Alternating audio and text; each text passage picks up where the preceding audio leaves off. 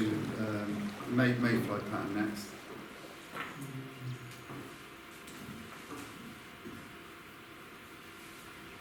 This has been my best mayfly pattern for 2 seasons now. I've sort of rarely use anything else now.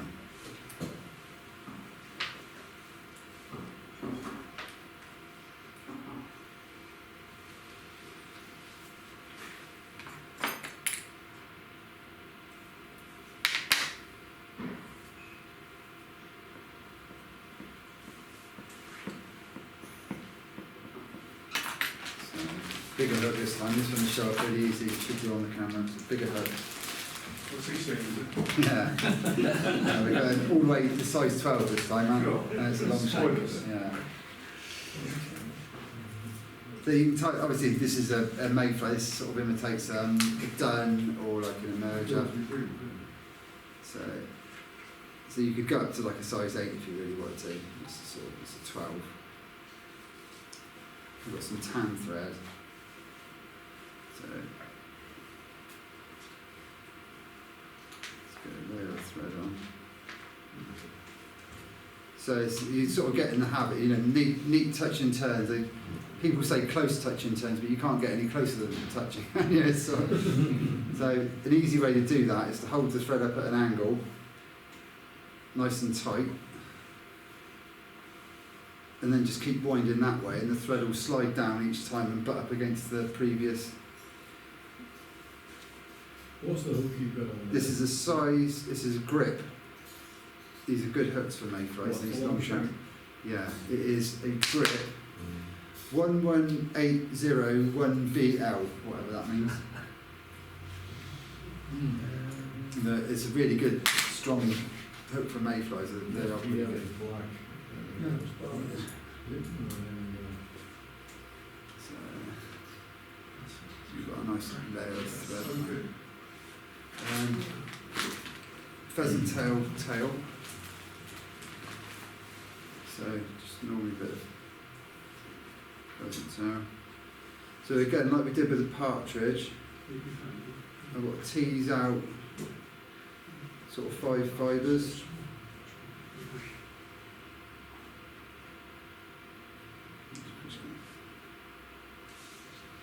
So it's good to, depending on how fussy you are, it's good to sort of check the tips, check they're all nice. So if you're sort of fussy and you think, no, that's a bit naff, then just get rid of it and go again. So about 5 fibres. So I'm getting the tips to line up. And say like opening a banana, just zip it off the stem. Try and hold them all so they all line up.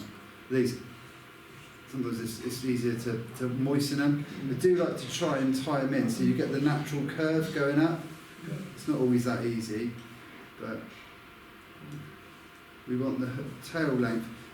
If this was a spinner, we'd want a really nice long tail. This is sort of like a sort of done crossover sort of nymph sort of thing, so I sort of do it a bit longer than the length of the hook.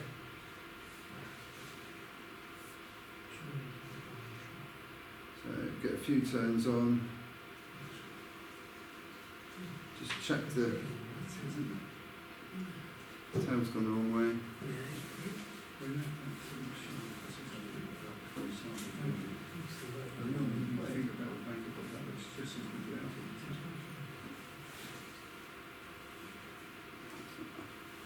So there's the tail end. Tips aren't lined up very well, but there you go.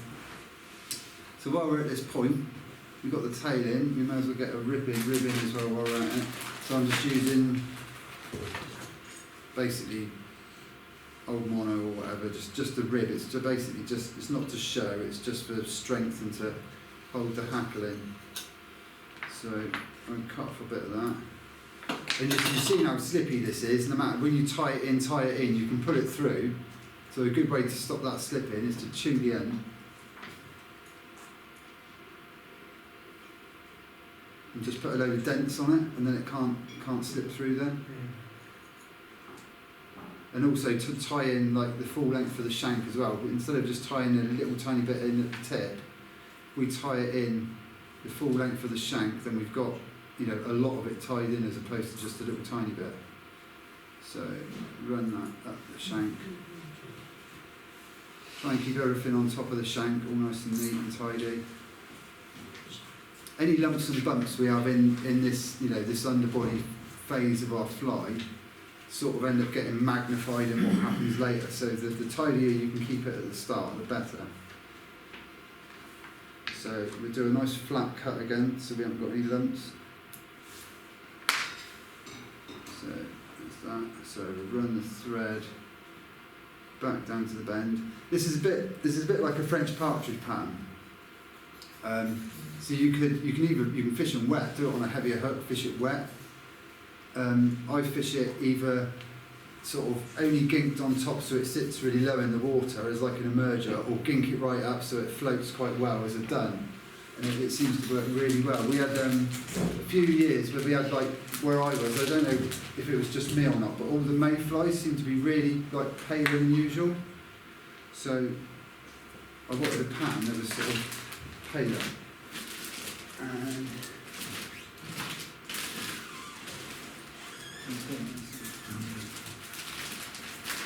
for the body, we're just going to go with quite a pale. This is just the hare's ear dubbing, sort of hen's blend.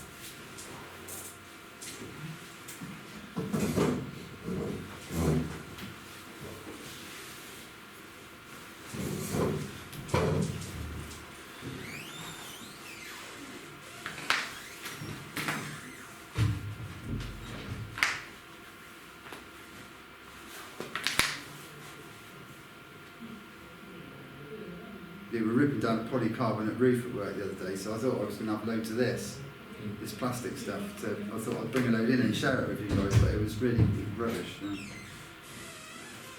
So we've got some nice pale hare's ear dubbing.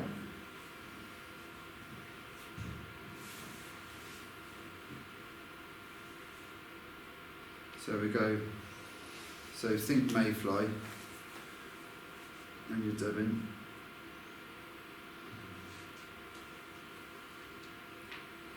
So, a couple of turns just to start the dubbing off. So you've got your anchor point then.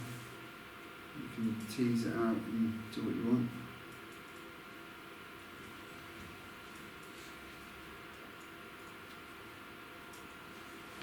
Try not to stick your tongue out.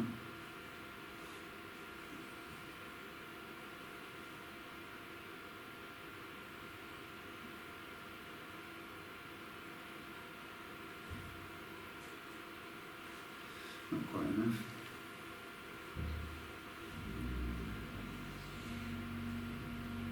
If you look at a mayfly, their thoracic region is a lot bigger than you think it is.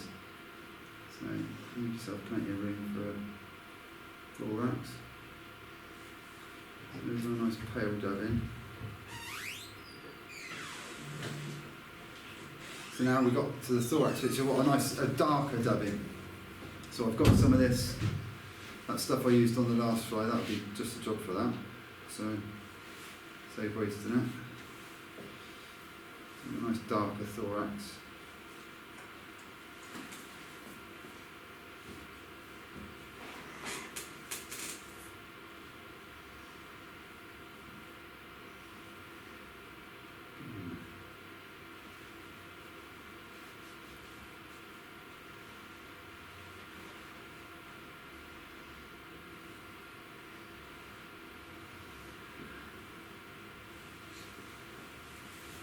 A little bit more than that.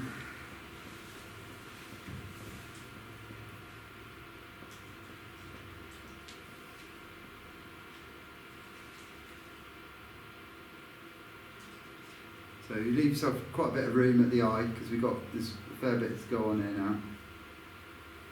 So there's a nice sort of mayfly shape. So hackle. So you're going to have a palmed hackle on the body, quite a small one, nothing too big. So I'm just going for like a sort of a pale, sort of sandy dun colour. So just pick a. Don't want anything too big. Just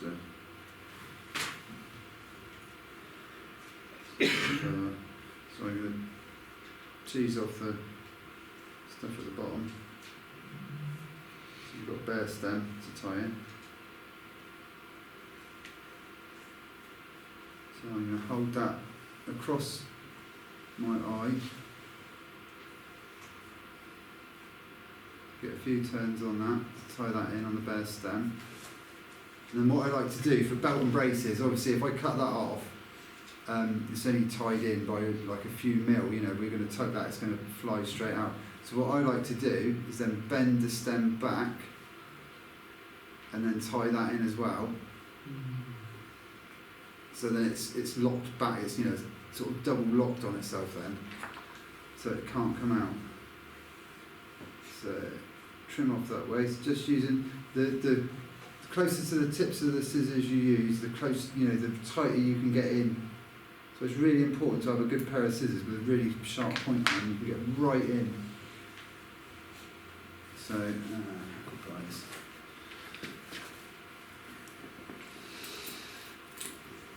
I've been using these are really good. I've been using these for ages now. I don't think there's no hackle pliers are foolproof. I don't think these are probably going to go. This is probably going to go horribly wrong on me now, but these are brilliant. I love these hackle pliers. They're nice and light and simple. So before I start winding this hackle, it's like in origami. You know, they crease the paper. Exactly the same with the feather. I'm going to fold it that way to crease that bit of stem before I start winding. So I do like a full turn at the head and then just nice open turns. Going to wind our way back through the body. Nice fuzzy. Yeah. And then I'm going to grab this rib material, catch that in, and let go of that then. Now keeping tension on it, keep wiggling and winding forward.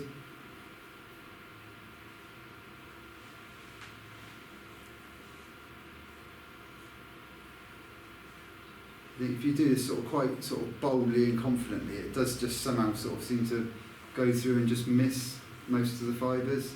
If you're hesitant and try and miss them, you end up getting them. I think somehow. I don't know how. So that's that ribbed in. So I'm going to hold that up nice and tight and get a few turns on that. We do the same as what I did with the hackle as well for belt and braces. You can fold that back and then get a few turns on that as well. You know it can't come out then.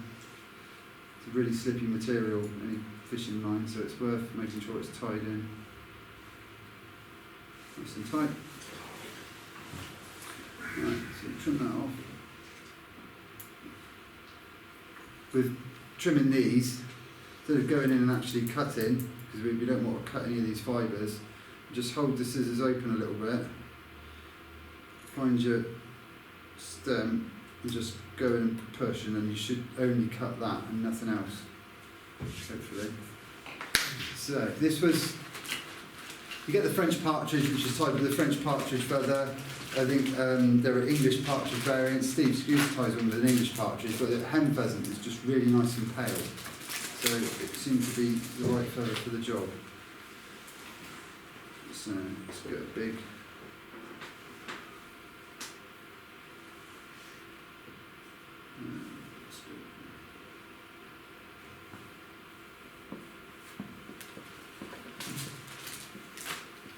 so we've got a big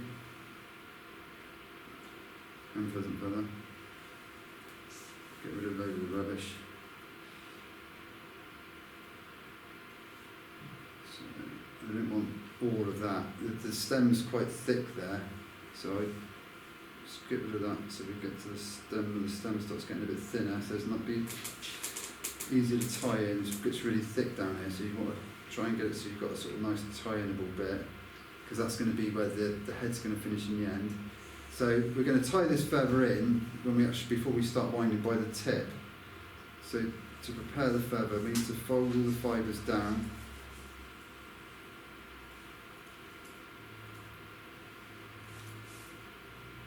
So that will be our tying point there. So, same as I did with the hackle, we want the good side of the convex side of the feather facing forward.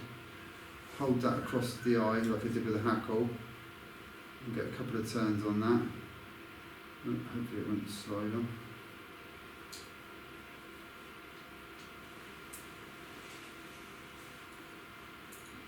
Couple of turns on there. Same again, stop this because this is only going to be tied in by literally about 1 millimetre. So to stop it sliding out, I'm going to fold that back, and then belt and braces, that's tied in again.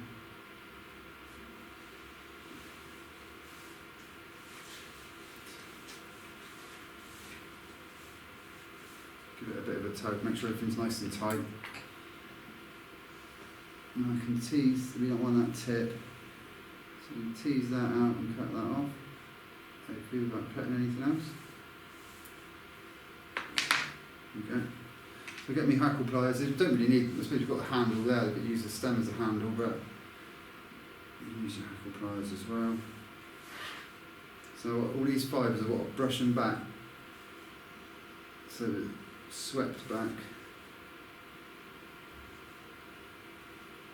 So we sweep them back and get a turn on.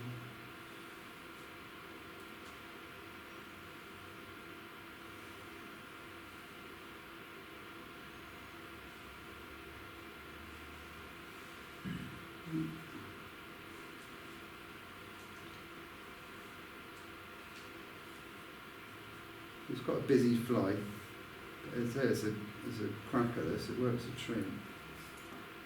See how I've been a bit of a crammer again, right at the eye. So I'm going to thumbnail it, so I've got enough room to get a couple of turns on there. So it's not going anywhere. Put it back, a couple of turns in front. Then you can just get me thumbnail in there and just push it back a little bit. So now, scissor tips again, right in there nice and tight.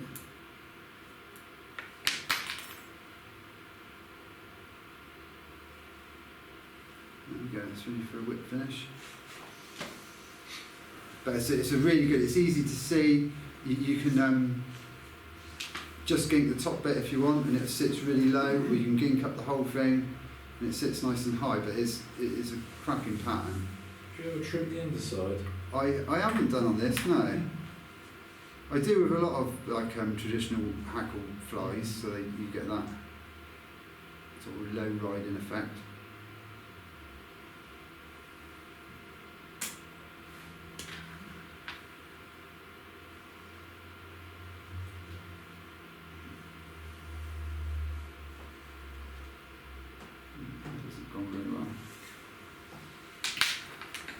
But there you go.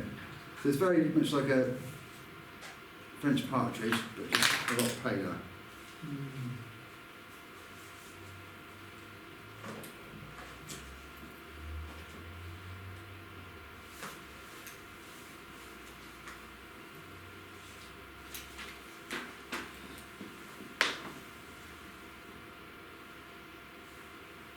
Yeah, so it's definitely worth trying that one. That looks a treat.